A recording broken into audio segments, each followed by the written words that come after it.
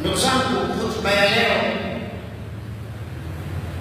ni mwendelezo wa hotuba yangu iliyopita ambayo ilikuwa ina anwani sababu za watoto kupinda kimaadili. Lakini kabla ya kuendelea, kumbushani jambo ambalo naamini tayari litakuwa limegusiwa katika Jumaa iliyopita, lakini pia katika kalima ya Imam, nalo si lingine ni la mwaka mpya wa Kiislamu. Kila Muislamu atambue kuwa tumo ndani ya mwezi wa Muharram, kwa maana ya mwaka mpya wa Kiislamu. Mwezi ambao umepewa heshima kubwa na ni miongoni mwa ile miezi minne ambayo Allah subhanahu wa ta'ala ameitaja katika kitabu chake kitukufu. Miongoni mwa ile miezi minne kuna mwezi wa Muharram ambao sasa tunauanza. Mwezi wa Muharram una matukio makubwa sana na una mafunzo makubwa sana, hasa katika jamii ya Kiislamu. Na ilikuwa tulizungumza hili, lakini kwa matumaini yangu ninaamini kuwa limezungumzwa. Mwezi wa Muharram ndio mwezi ambao ndani yake amefanya hija wa Mtume Muhammad sallallahu alayhi wasallam kutoka Makka kuelekea Madina. Lakini kwa nini Mtume sallallahu alayhi wasallam ametoka Makka na kuelekea Madina?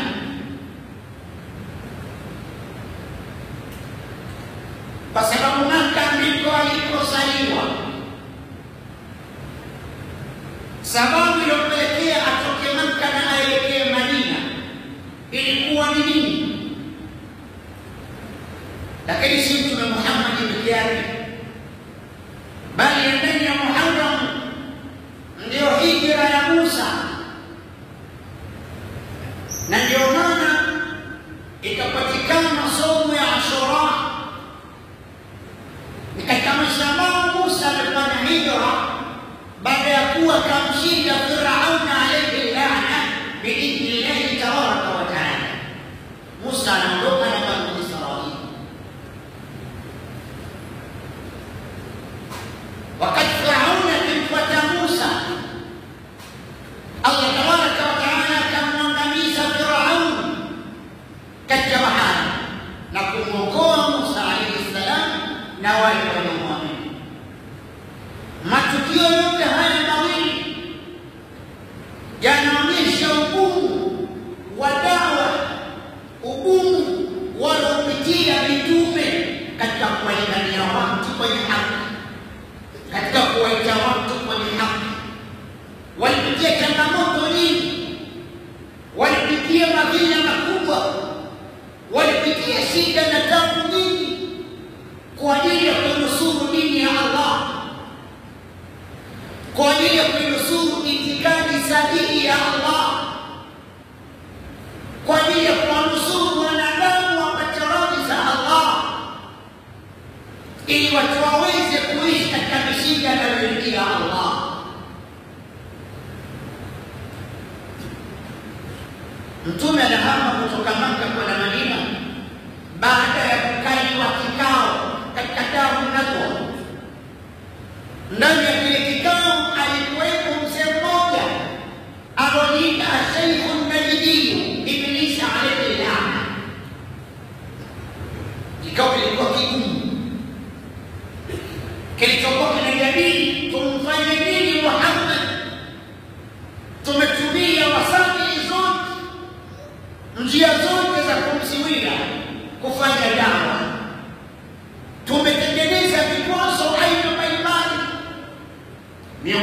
vikwazo, aliwekwa porini Mtume sallallahu alaihi wasallam katika Sham bin Abi Talib miaka 3 akiwa porini, wanakula majani, wanakula mizoga, wanakula vitu ambavyo havistahili kuliwa, kwa sababu wamewekewa vikwazo. Hamna kununua kwao, wala hamna kuoa kwao, wala hamna kuongea nao, wala hakuna kukaa nao. Wale wote wanaomwamini Muhammad, bali wale wote ambao wako pamoja na Muhammad kwa kumnusuru Muhammad.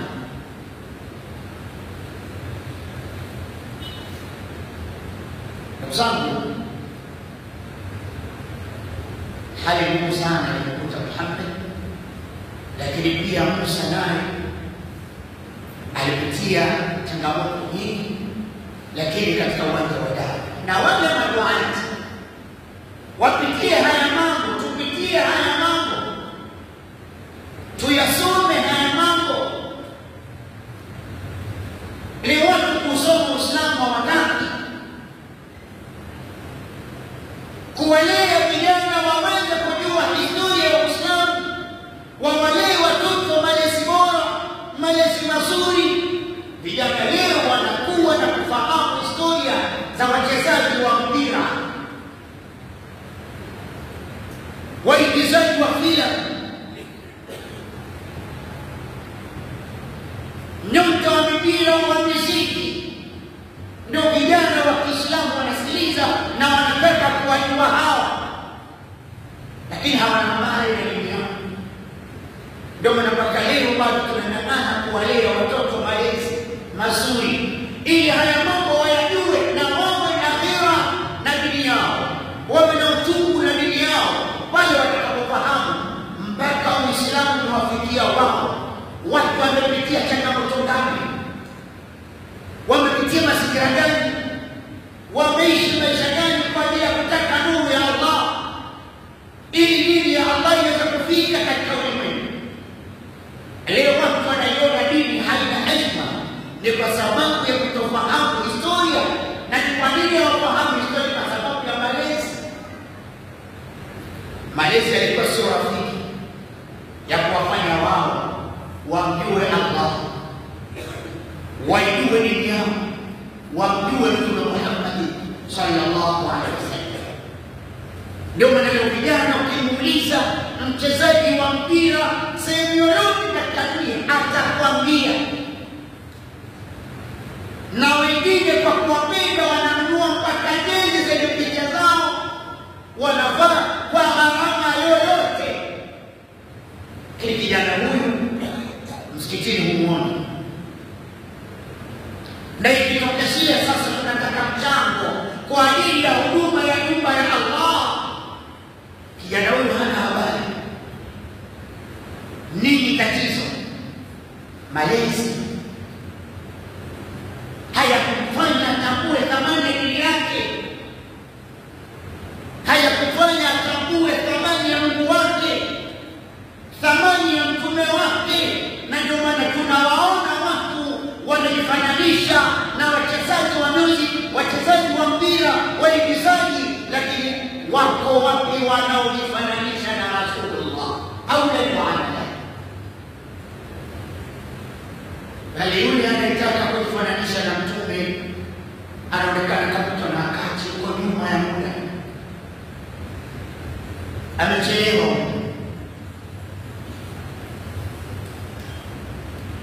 Basi hata jambo la kunyoa nywele zinyolewe vipi? Watu wananyoa viduku, si visahani, si vidogoo, si vimakuki, vitu gani, nguo za valiwa chini ya makalio mpaka vitambla, kwa sababu ya udhaifu wa malezi. Wakati wanakuwa wamelelewa vipi? Kijana alipotaka akae kwenye bao, akae kwenye drafti, akae si kwenye kuni, kwenye nini, lakini basi yangu hata dua ya kuingia msalani kijana wa Kiislamu hajui maskini.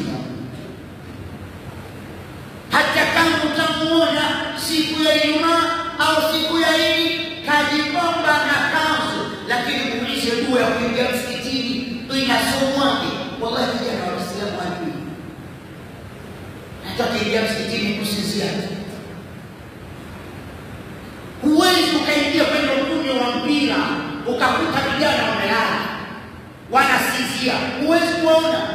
Lakini wakiingia msikitini ndio sehemu ya wao kulala. Yanayosemwa hayana thamani katika mioyo yao, yanayoongelewa hayana nafasi katika maisha yao. Yapo mambo ambayo yana nafasi katika maisha yao. Mpira, ukimwona mtu ambaye headphone masikio ukajua anasikiliza mambo ya maana, anasikiliza music, anasikiliza singeli, anasikiliza mambo flava, wengine taarabu. Mpaka wakina mama baadhi yao wanapika huku wanaimba taarabu. Vijana wamekuwa weupe katika maadili, hawafahamu chochote katika dini yao, na wao hawataki kukubali kwamba hawajui. Na ukiwakuta kwenye vijiwe wanazungumza masala makubwa ya kidini ambayo hawana elimu nayo, bali hata wale wanasoma dini nao pia hawaheshimiwi, kwa sababu hao wanaohitaji kuwaheshimu mashehe wao wenyewe malezi yao ni mabovu. Walipokuwa hawamekosa malezi mazuri, wakakosa kumjua Allah, wakakosa kumjua Mtume Muhammad, wakakosa kuijua dini yao. Hata wale viongozi wa dini walionao nao pia hawana amani kwao.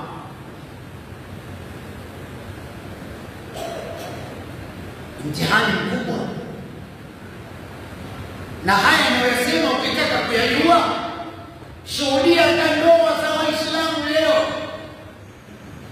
Kijana amevaa kanzu nzuri, kapiga joho, hata ananing'a na kilemba, ana bakora yake mkononi, anaingia ndani ya gari, halafu anasindikiza na akina mama wanaotoa makalio nje, wanakatika. Huyo ndio kijana anakwenda kuoa, anakwenda kutekeleza nusu ya dini, anasindikizwa na wakina mama ambao ni walevi. Vijana wa Kiislamu mko wapi? Nyinyi mnataraji nini kwa Allah? Allah afanyie nini nini? Hii ndio kwamba Allah anawathamini, Allah anawahitaji.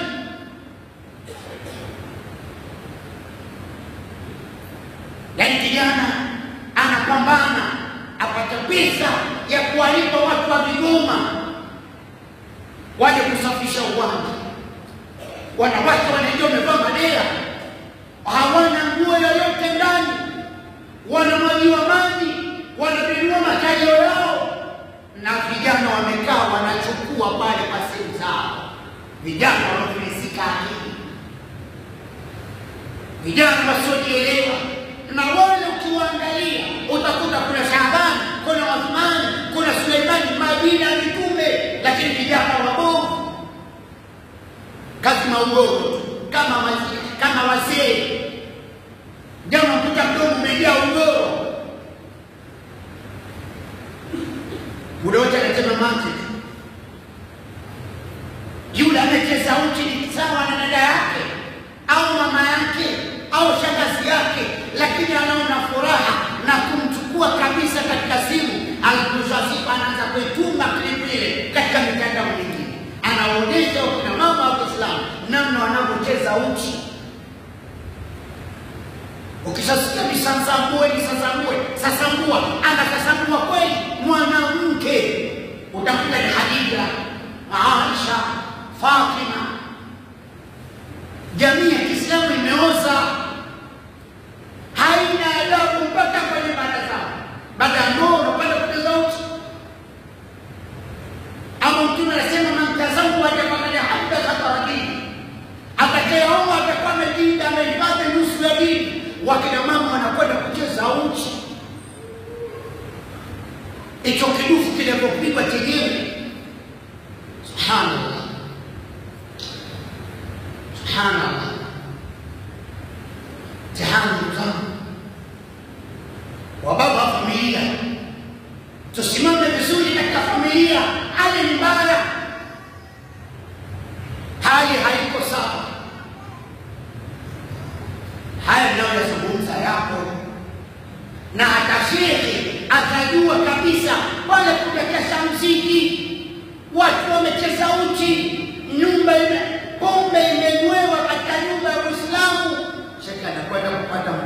pale anakwenda kufundisha ndoa. Adabu itatoka lini kwa watu? Lini wataheshimu dini yao? Lini wataheshimu viongozi wa dini zao? Viongozi wa dini wanaweza wakasimama wakakemea, lakini ndani ya waumini hao anaweka mziki, anaweka sigeni, analeta vigoma, na huyo anakuja kumwalika shekhe aje kufundisha ndoa, na shekhe anaenda.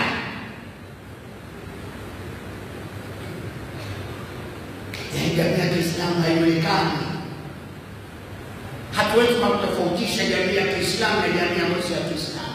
Mafundisho haya ya Uislamu yamepotezea watu maisha.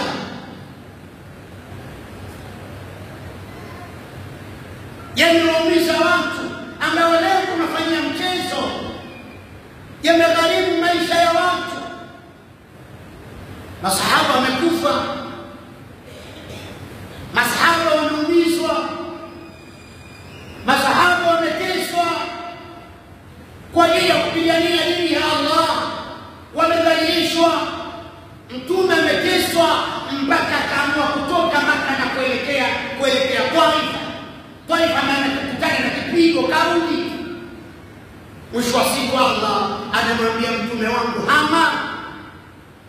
Mateso yamezidi, vitimbi vimezidi, ondoka.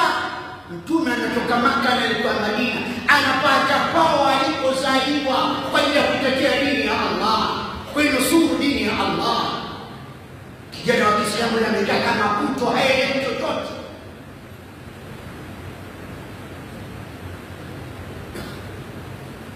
Malezi. Tukizungumzia malezi tumezungumzia nukta kubwa sana katika umma tulionao. Hakuna mambo magumu kama swala la malezi, kwa sababu wakina baba wote asilimia kubwa wameacha majukumu yao ya kulea.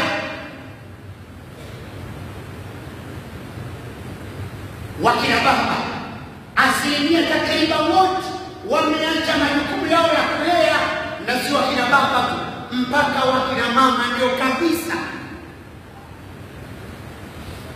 Asilimia kubwa ya watoto leo hawapati malezi ya baba na mama. Baba anatoka anakwenda kutafuta maisha, na mama naye anatoka anapeleka karanga pale sehemu ya magari, anapeleka pale karanga na tikiti. Watoto wako nyumbani hawana msimamizi. Baba anarudi usiku, mama anarudi usiku. Kilichopita hapa katikati dhidi ya watoto hao anayekijua nani? Ndio maana utaona dunia leo mashoga wanazidi, kwa sababu ya kukuja kuchukua malezi. Baba ameacha jukumu la kulea na mama ameacha jukumu la kulea. Majukumu yao wote wale wamegeuza ni kutafuta uchumi, kutafuta mali, kutafuta pesa.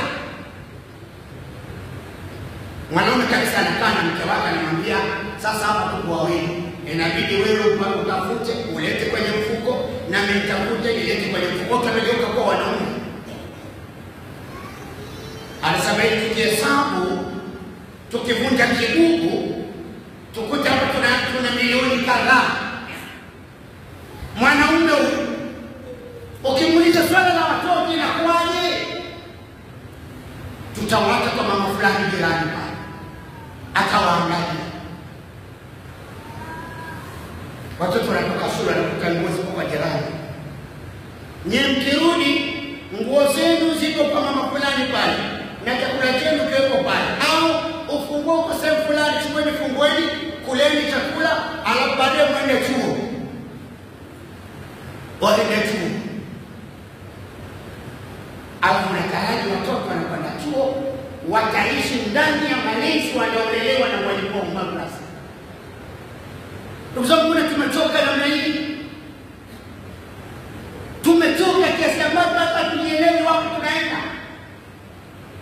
Na ndio maana Allah anatupa kichapo kweli kweli, kwa sababu tunaacha njia sahihi, tunaacha mafundisho ya Mtume sallallahu alaihi wasallam, tunaishi bila dini zinavyotuelekeza, tunaishi kwa kufuata matamanio yetu na si kwa kutaka radhi za Allah.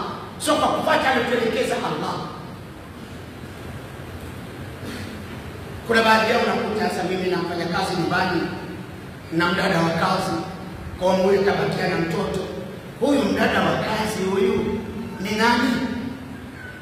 Amelelewa vipi mpaka wewe unamuona ana hali ya kumwachia mwanao ambaye ni kitulizo cha macho yako, kikilewazo cha moyo wako, unamwachia mjakazi, dada wa kazi kwa mlee. Dada wa kazi mwenyewe hana dini hata theluthi, na kitu kingine mdada wa dini mwenyewe si Muislamu.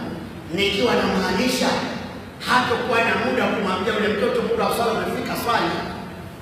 Kama yule mtoto mwenyewe amekosa adabu kwa mama yake, itakuwaje kwa huyu mdada wa kazi?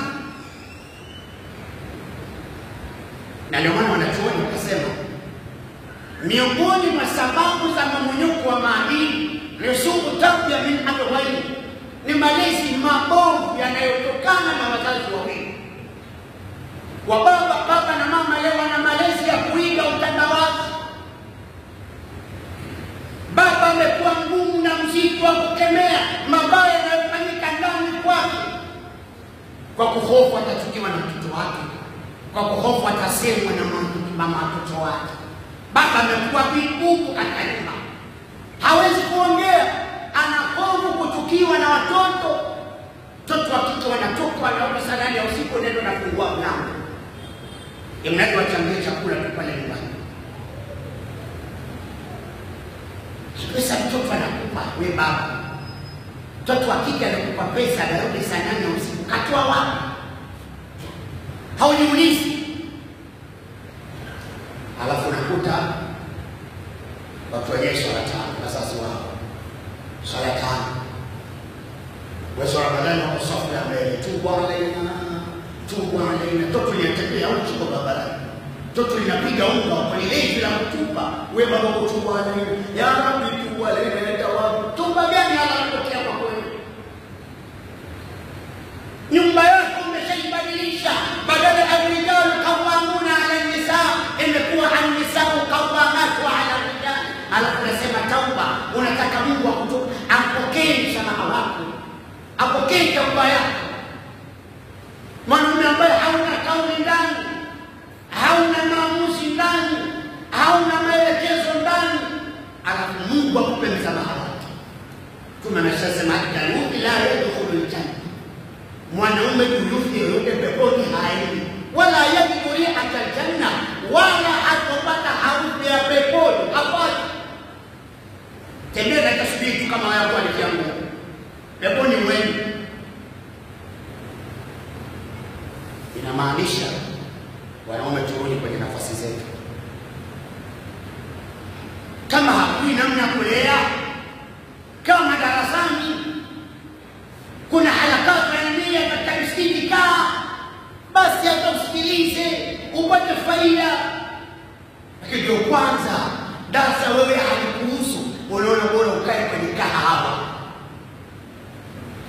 Ndugu yangu, kawaida kufisha wapi? Wapo wamependa kahawa wameiacha, sasa hivi wanakula kibombe katika tuko la ardhi. Kawa inakucha wapi wewe? Unaanza kusikiliza darasa msikitini, unakwenda kutazama mpira. Mpira utakufundisha wapi? Sio wewe mwangaliaji, bali wachezaji hawa wanakamata. Leo wako ndani ya tuko la ardhi wanakula kipondo. Wewe nani? Kwa nini uko duniani ujiulizi? Vinakuwa vitoto vidogo vidogo vya miaka 2, mwaka 1, mwezi.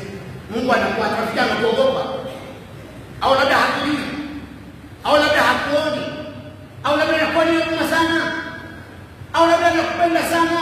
Kama ni huruma, angalia kitoto cha mwezi mmoja kinaondoka, na kama ni kukupenda sana, angalia mitume wake. Na maana wewe una haki na una nafasi, una daraja mbele ya Allah kuliko mitume wake Allah. واتقوا يوما ترجعون فيه الى الله ثم توفى كل نفس ما كسبت وهم لا يظلمون. فاتقوا الله العظيم لي ولكم واستغفروه انه غفور رحيم.